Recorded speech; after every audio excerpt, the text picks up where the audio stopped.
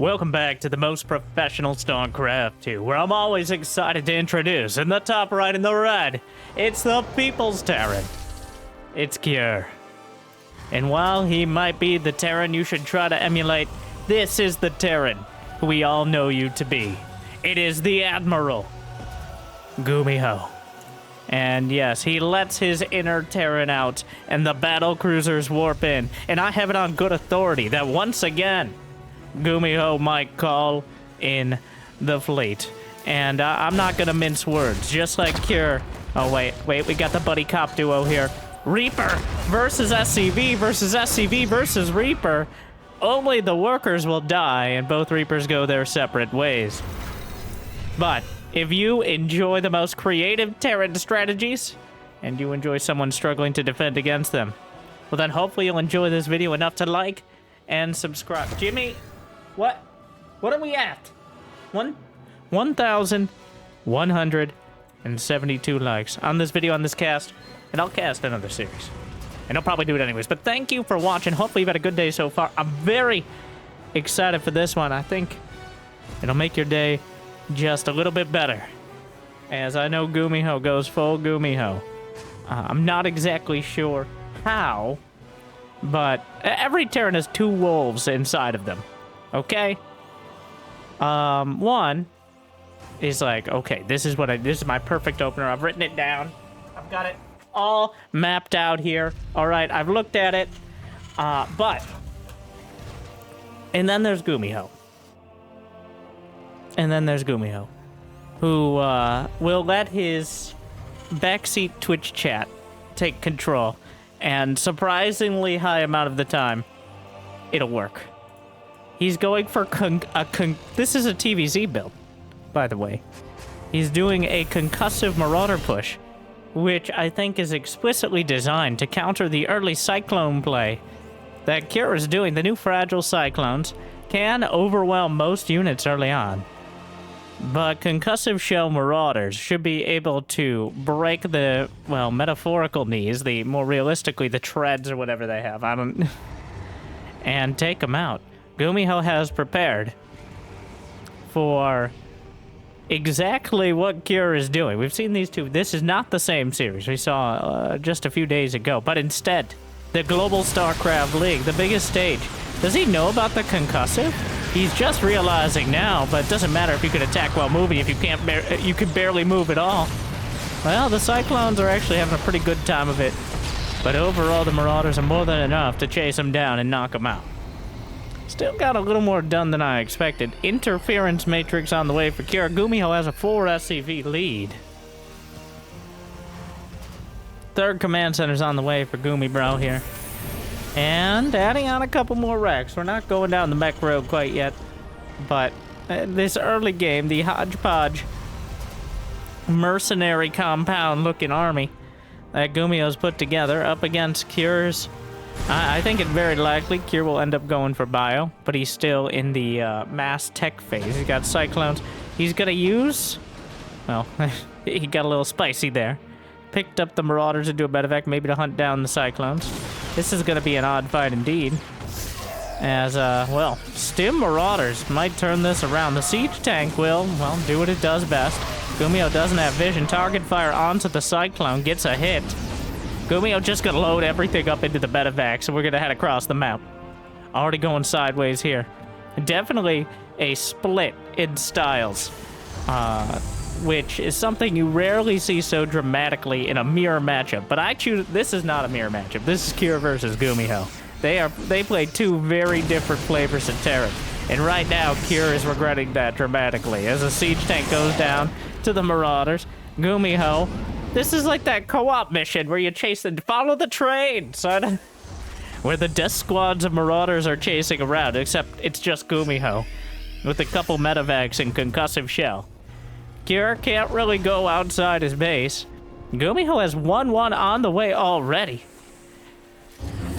The double engineering bay for Cure. Yeah, GuMiho is kind of notorious for being a slower player, and by that I mean only around 300 average APM, as opposed to the double scramble there. And this time, maybe biting off more than he can chew. The medevacs will get away, but with the interference matrix, you're not able to load back into them. So there will be no survivors, besides the medevacs themselves. But GuMiho has enough army supply at home. If he's able to get to 1-1, he's already got, well, I mean, he got stim and concussive shells to start things off. Cure, with his more heavy tech opener, has to build up his infrastructure later on. There's a huge overhead cost in building up all your engineering bays, getting all your upgrades. It's hundreds of gas that Cure instead spent on Ravens and Cyclones. Whereas GuMiho really didn't invest in much besides a few Marauders, which is, with concussive shell, what is that, 100 gas, 150? Overall, and everything else went towards progressing his infrastructure into the mid-game. And he's going to have that 1-1 done significantly quicker than Cure. But of course, Cure still has the Ravens intact. Interference matrix can help shut down any push. GuMiho's second time's a charm. Turrets in the main. Not going to be enough to discourage this drop, and there's not enough army supply to deal with it. Cure does have stim done. But the medevacs have already unloaded. Takes out another add-on, trying to slap down the auto turrets. Does eventually get them. GuMiho just stims back into the back line.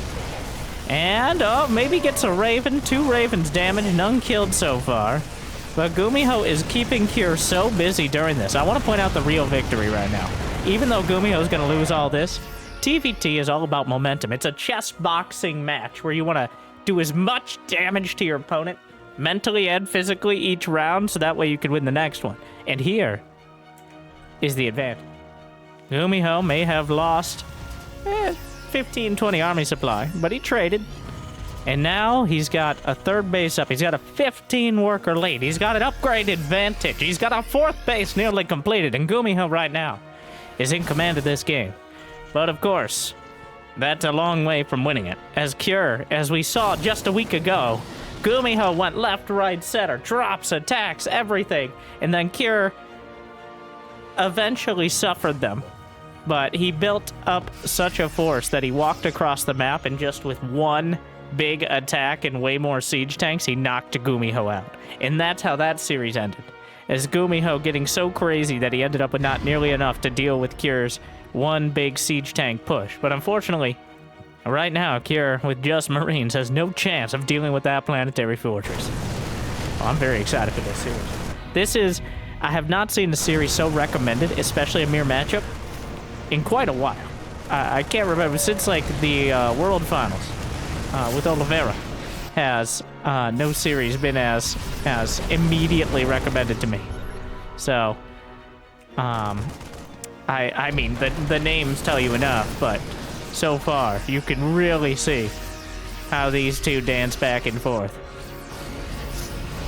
Cure, just trying to maintain some stability in life. He's got the right army, but does he have it in the right place at the right time? He's got the Raven, scrambles 1-2 tanks. Interference matrix allows him to close the distance. The tanks will move in. He was able to unsiege one. One gets taken out. Raven still out in front. 2-2 about to finish for GuMiho. A big upgrade advantage if he can use it. And here we go. Stims in from the north side. One siege tank on the back line. Another one scrambled.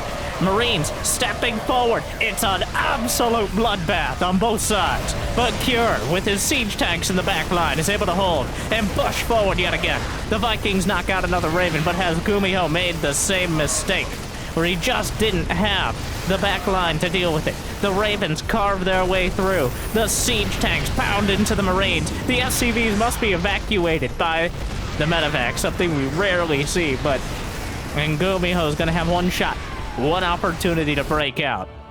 Will he capture it? Or will Cure be able to pound his way through?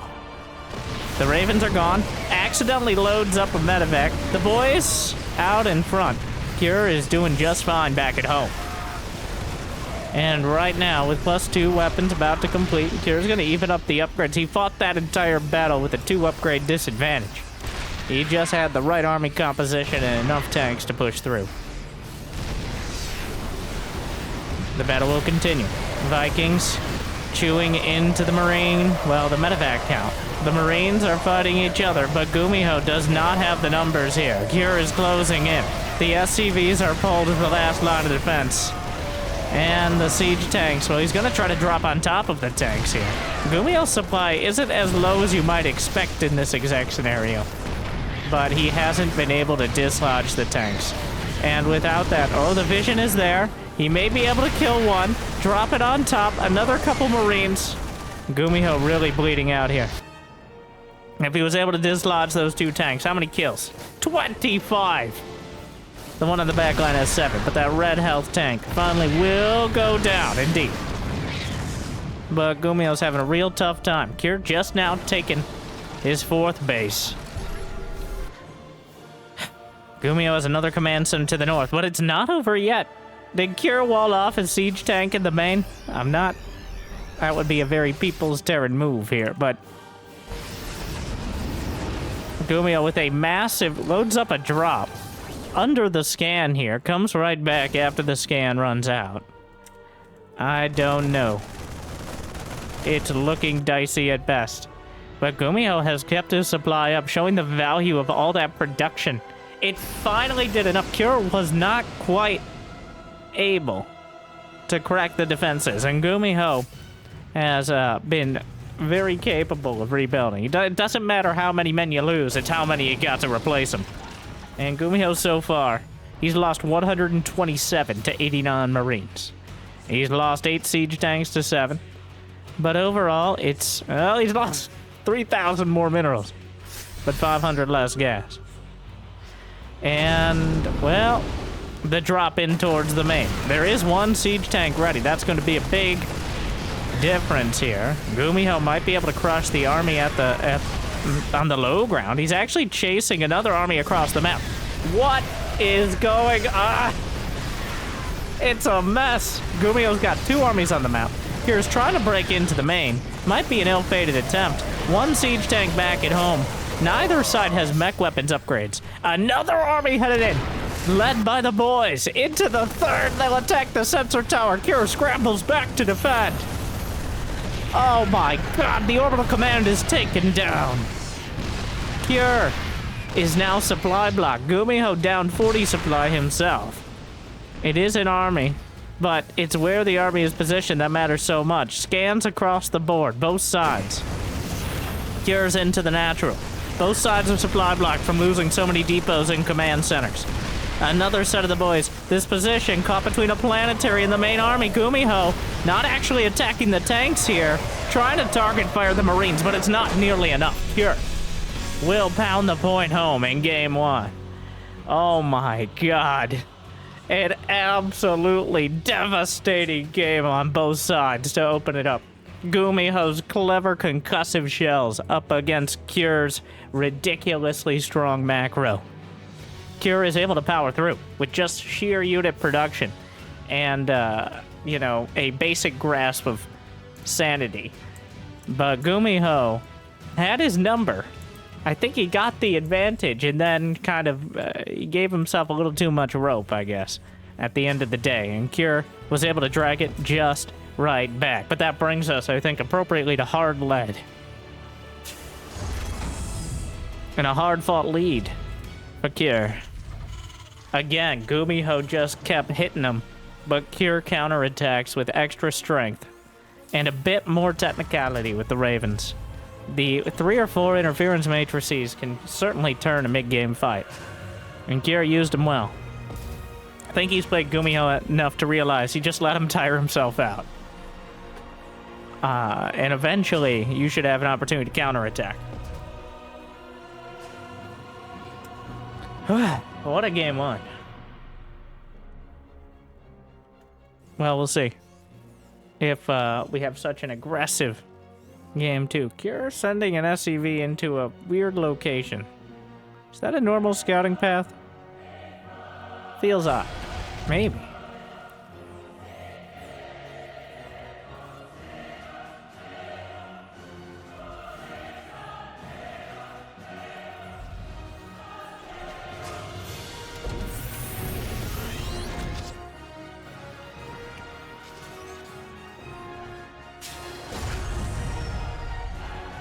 It's double gas for both, so you can't really be left without. Because Terran units are so good at killing each other. No one kills Terran units like Terran. If you don't go for the double gas early, you find yourself without the tech to deal with that early game. Like, GuMiho kind of skewed it a bit by going for concussive against the clones. If you go concussive against someone who's just doing a siege tank push, well, you're probably gonna have a tough time. All right, the dance begins. The dance of death. The SCV here to bully. Oh, and he gets the Reaper. The SCV breathing down it. That's what happened. He didn't bring the SCV. And without it, he has nothing to really buff the morale and screw up the targeting.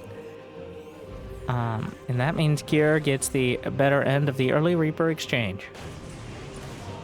GuMiho's got a Cyclone on the way now. As a couple Reapers obviously headed across the map. A Cyclone should be done in time to deal with them, and Kier not really pressing the issue. He's hanging out, waiting for at least the Hellion. But the Cyclone can easily dispatch 2 Reapers. 2 Reapers and a Hellion should still be relatively easy pickings, especially with any micro. Oh, they see the clone. Back off before anything too untoward. Ooh. Reaper's obviously headed in towards the main. Oh, beautiful grenade from GuMiho. And that'll get him a kill. Why not chase?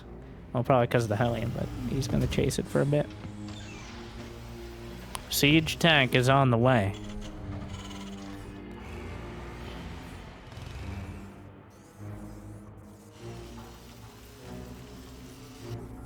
Kier just canceled. Double Marine. Think he wanted to get the minerals for his orbital command. Making sure that is the most important thing, getting that started. Mules scans, what's not to love? Mule's the biggest wound to your economy. Just in general, really. Not at any specific time. Being worth about 5 SCVs of mining. And they don't interrupt the other SCVs mining as well. Of course, both sides have them, so it kind of evens out here.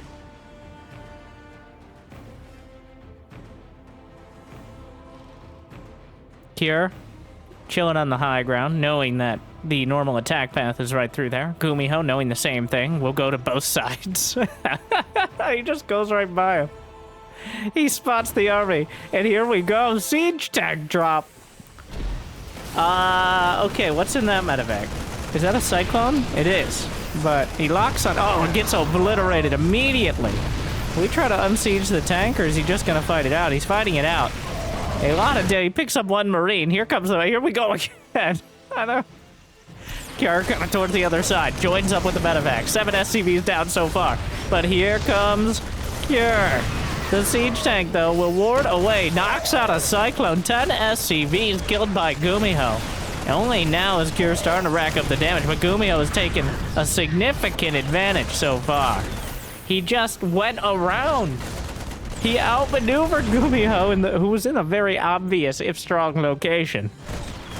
You're just... Well, I mean, GuMiho is now up 7 workers. He hasn't lost any meaningful part of his army. He's now hunting down Marines with a siege tank and a medevac. Kier comes back with a medevac of his own. Oh my god. GuMiho knows Kier way too well. The problem is, Kier, he knows that Kier is like straight-laced by the book exactly how you're supposed to play Terran. And it is quite good, though, is the problem at the end of the day. And that's why GuMiho couldn't power through last game. We'll see if GuMiho overextends this time around. Target fire wasn't there on the siege tank. He doesn't actually finish off the tank, he gets it. But the siege tank did enough damage to turn it around. The drops on both sides. GuMiho loads back up for more. And there's almost no units here for Kier. He doesn't have any energy on the Raven. He's now in position. He's just camping the production. The boys are pulled. Siege tank pops out. And GuMiho actually not going to risk it. He may... Will he see... Oh, here's a Raven. Does GuMiho... No upgrades for either side. Nobody has any upgrades of any kind. Drops down an auto turret. More SCVs will die. But the siege tank is in range. GuMiho's target fire not there. And he's just gonna, he's rallied across, and he just keeps loading up units. Is that another tank? I don't Oh my. Kier's like, would you just stop? Why do you keep sieging him up? GuMiho, I swear, is a Bronze League hero. Like, did you know that siege tanks can only attack while they're sieged? That's not true. And in fact, it's egregiously inaccurate. They do more DPS to single target in unsieged mode. But I feel like GuMiho put himself in a winning position and has successfully microed himself out of it. How many siege tanks have died? He's lost 5 to 1. It's impossible not to be entertained, but also it is very possible to be concerned. As, while he definitely did more than last game, it is still a similar scenario where Cure has survived. And, well, it's quite bad though. Like, this time around, GuMiho has Ravens, just throwing scans out there, looking for the medevacs.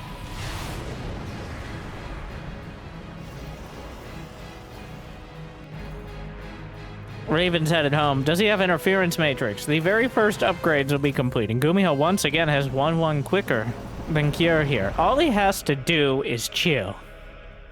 Okay, you gotta simmer down for a little while. Stop dropping random siege tanks, or you're gonna get rolled.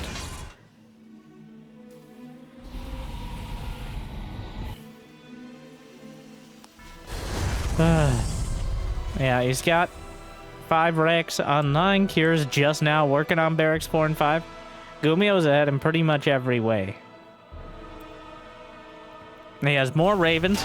He's equal on tanks. He has more Vikings. He has more Marines. He has more upgrades, more workers. There is no advantage here for Cure whatsoever. Cure's gonna have Stim a little quicker. Did GuMiho forget Stim? He has 1-1 nearly done. He just didn't have a tech. Was he just not researching it? Oh, no. I mean, I guess Stim isn't that important for this push. Especially if you don't have combat shield. It just makes you way more vulnerable to tanks. But that is the one thing Cure may have. Is Stim for his significantly less Marines. Well, there is no interference matrix. So we can't... With interference matrix, GuMiho could probably just crack this position relatively easily. Well, either side would severely benefit from it. But they don't have the upgrade. And without it... Oh my. I died. That drop just died horribly. GuMiho, still though, sieging up the natural. He's making him spend minerals to repair his mineral collection building, which is not great. Cure trying to escape from his own main, where GuMiho has it locked down by Vikings, blockading as much as he can. 1-1 is about to complete for Cure. Stim and combat shield for GuMiho. The command center is falling. It needs to be flying, is what it needs. The siege tank just flipped it. All right. Oh wait, the Vikings. Never mind. Put it back down. Oh, but he chased it down, and a siege tank and a medevac. I don't even know if he knew it was there. No combat. Is there a tank? There is. Ooh, big hit. And that might be enough already to drive this back. But the Vikings are chasing the orbital to the ends of the Earth. Well, or whatever planet this is. The SCVs are pulled. Cure is still doing a lot of damage to GuMiho, but obviously Cure is in a tough spot as he doesn't even have mining right now. So I would say that's one. Oh my god. Oh my god, it's going to burn. Come back here. 10, 9, 8, no! No repair. Oh, wait, he's repairing. Okay, it's fine. It's fine. It's fine. No problem. Not even close. There's only 1S contractors. Oh my god. Scans on both sides. GuMiho. Surprisingly long-winded in closing this out. So much so that Cure is starting to make more progress again.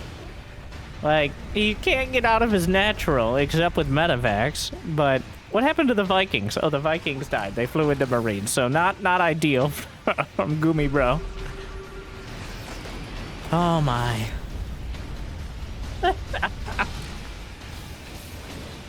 These two. Here we go. The Marines out in front. The SCVs will be slaughtered. GuMiho turns around and fires at the Marines at the back. It's not remotely close to enough. GuMiho takes one back. This time he got too much of a lead. 100 supply ahead. Cure. Cure.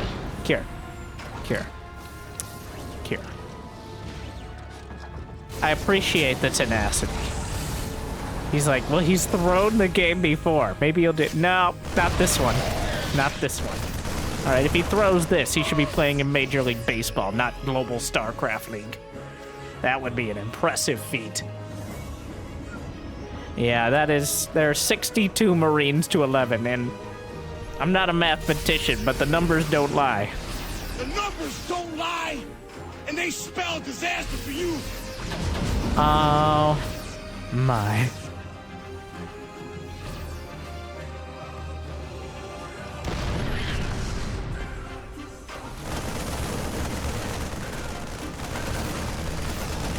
Three on the way.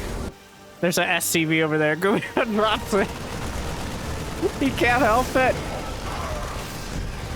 Cure. Really a ladder Terran at heart, indeed. Like, all right, until I float all my buildings to the corner. Well, there we go. Tied up. 1-1. In this hectic experience, we're gonna head to Oceanborn for the decider match. Oh my.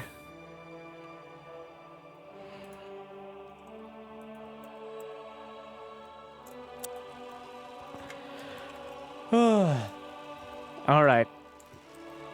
2 games where GuMiho refused to respect the metagame, and 2 games where Cure stood by it like its greatest guardian. I don't know, I was trying to come up with something more clever. But the true split here, GuMiho, the Bronze League hero, and Cure, the Diamond League ladder fiend. I was gonna say hero, but I already used hero, so I couldn't. What is this? What are you doing? What? Stop! What? Stop it! He's doing a Macarex in current year in TVT. Is he gonna go 2 Rex, or is he just messing with Cure here? Oh my god.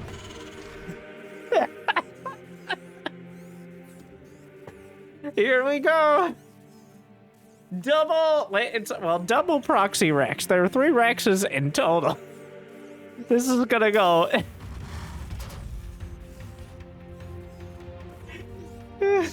Okay. Oh my. Good to see that my ladder experience is not unique, but instead, this is just the TVT meta now. Cure is sick and tired of getting, like, outmaneuvered and cheesed by GuMiho's ridiculous and on paper not even good builds. So he's just gonna go with the half and half proxy, which some might say is not really committed, but others might say is the appropriate amount of investment in order to try to get damage done while still having something at home. And those people are boring and long-winded, and we don't listen to them. Like and subscribe if you agree. Meanwhile, GuMiho, his gambit. Oh, he's going. Oh my god, I think he knows. I think he knows the timing. But yeah, he spots it. I'm pretty sure Cure spotted him spotting it, so now Cure knows that GuMiho knows about the proxy, and GuMiho knows that Cure knows that GuMiho knows. So GuMiho knows that he should be probably playing it somewhat safe, but the factory finishes. So important. And he's now gonna try to hunt the Reaper in his own base. The boys must be pulled. More boys! More boys! What is the Reaper doing? Oh, he was like in the command center? How does he turn this? So the command center was actually blocking the targeting of the Reaper a little bit. And that means GuMiho is actually going to get the first there's no way out. You can't leave. Oh my god. Oh, Cure's gotta be raging. Like, if I've ever seen a situation that called for the term maulding, it would be right now. Cure, I would argue, has played a better series. But GuMiho refuses to... Uh-oh.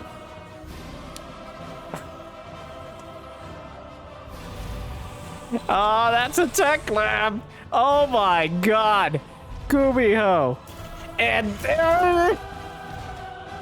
in game 3, after the double barrel proxy, after heading into the main. Oh god, and then he loses both the Reapers to a Cyclone. Nope, gets out. GuMiho will go out on the map, build a starport, and start a fusion core. GuMiho, the greatest Bronze League hero in GSL history, has decided that in order to win this series, it will be a Battlecruiser or nothing. There is nothing more dramatic you could build as Terran, and GuMiho understands it. Not just fan service, but instead a legitimate strategy, as a Battlecruiser in this low-tech game could be absolutely devastating. So it is kind of awkward to lock on. Here, okay. The dance of the Cyclones, back and forth, try to get the SCV. 2 Cyclones versus 1. I think GuMiho acquitted himself well there. He started a Banshee and then canceled it, because a Banshee, oh my god. He just starts a, there's going to be Interference Matrix Ravens. I can totally believe he's going Battlecruiser Rush. But still. The confidence.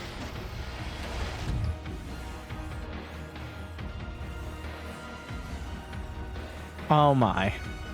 Well, the last time Kira Battlecruiser rushed GuMiho, or other way around, of course, GuMiho didn't really get... Oh my, he's going Yamato. It's not just gonna be 1. He's gonna build like 2, maybe 3 Battlecruisers, and those things are not cheap. Oh my god, the Yamato cannon online. But the last time GuMiho did this, it was a bit more of a macro-oriented game, but he didn't really get anything done with the Battlecruisers, and then Kier built like 45 Vikings and eventually fought his way across the map. So, it isn't the instant loss, or at least slow descending despair that it can be against like Zerg, for example. Oh my. Okay. So Kier has no vision. And hello. Interference Matrix is done. Interference Matrix can prevent the jump. Very, and of course everything else, but he doesn't want to waste it. I think GuMiho suspects it. It doesn't stop the Battlecruiser from just gliding away, though.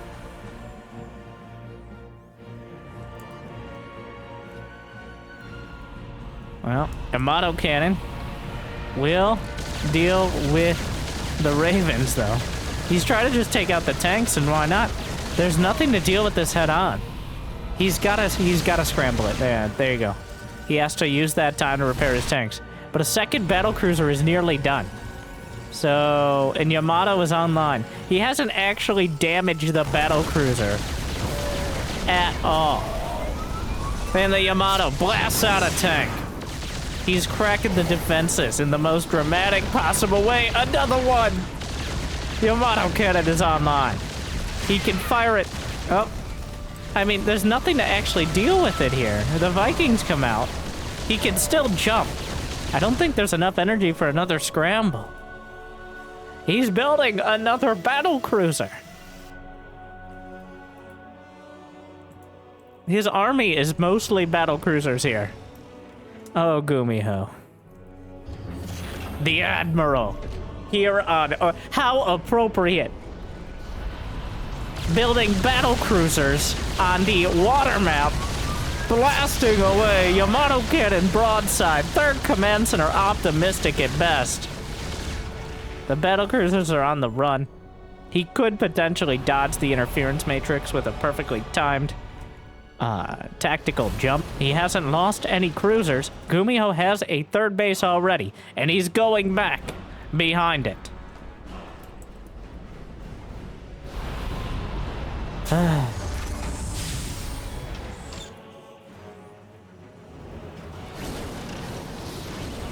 This might not be the highest level TVT I've ever seen, but it is possibly the most entertaining one. It's not...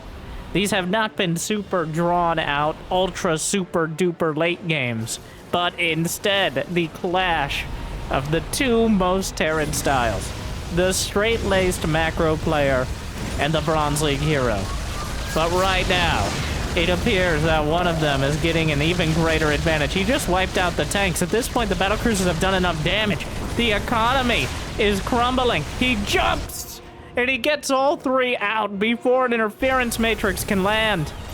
And with the dismantling of the defense, you can't just keep sustaining this damage. GuMiho. He's he's getting hurricane thrusters. He's getting infernal pre-igniter. He's going battle hell clones. Nope, that doesn't work.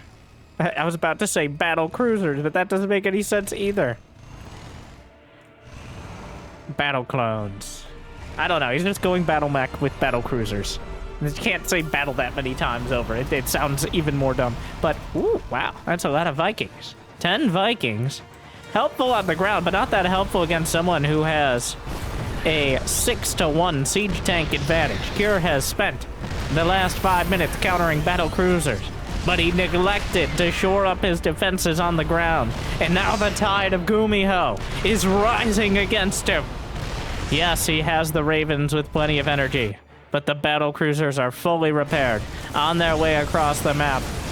And one of the larger upsets that could happen in the GSL, not the largest one, but GuMiho has embraced this style, his style of Terran. And with it, the Yamato Valley Online. Interference Matrix interrupts it. He's building turrets to defend against the Vikings. Oh my god.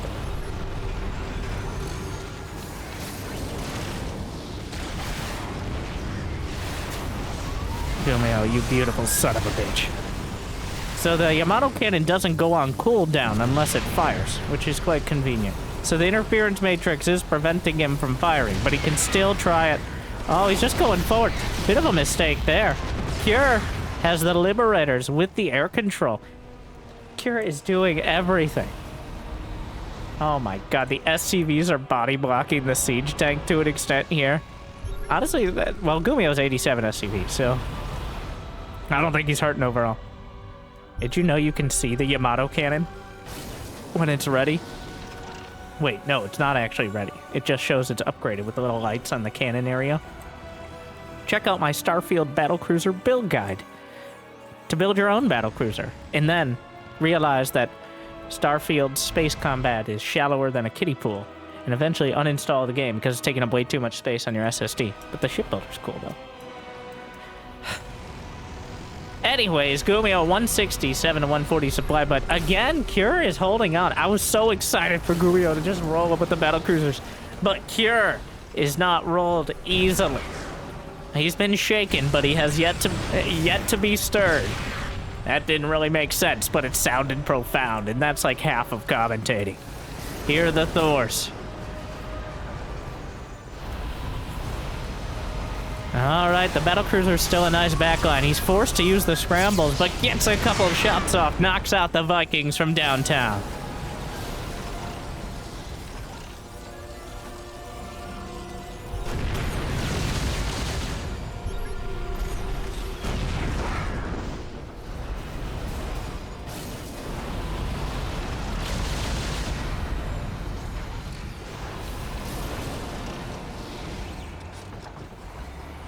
The SCVs are here.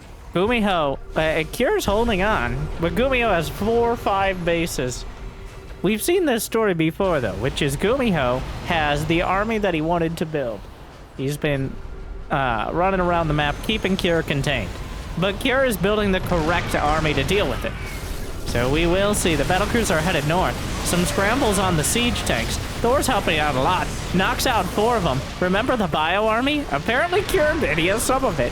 Only a couple medevacs. He jumps into the fray.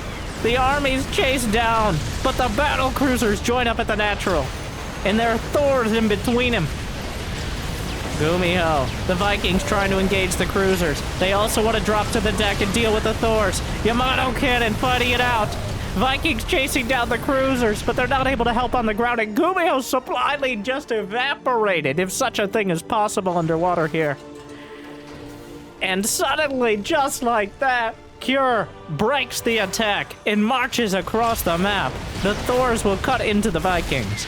Cure still has a lackluster economy compared to his more mechanically oriented counterparts. But at the same time, Cure has the army to press forward. Vikings do a surprisingly effective amount on the ground. The Battlecruisers are trying to cut off some of the reinforcements, not particularly successfully. And GuMiho is losing his buildings, his production. The Thors aren't going to be enough to deal with this. He only has 1-1, so he doesn't have a massive upgrade advantage.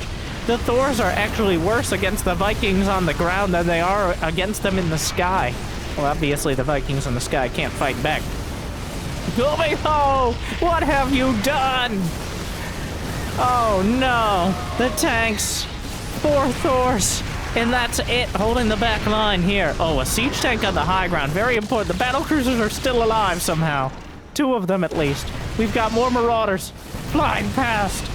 Oh my, the Thors are getting pounded into oblivion.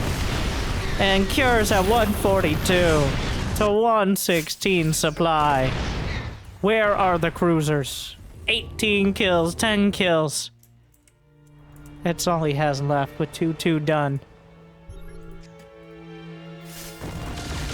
The Battlecruisers. But the Battlecruisers! There's no anti-air! Wait! No way.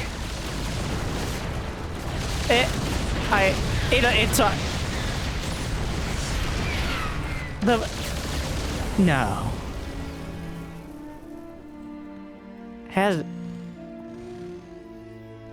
The Battlecruisers turned the supply lead all the way around yet again, taking out another group of siege tanks. Is it enough to turn it all around? Concussive shells, actually not. Pure forgot concussive. That would have been very helpful. Not against the Thors, but against everything else. It would have actually helped a lot.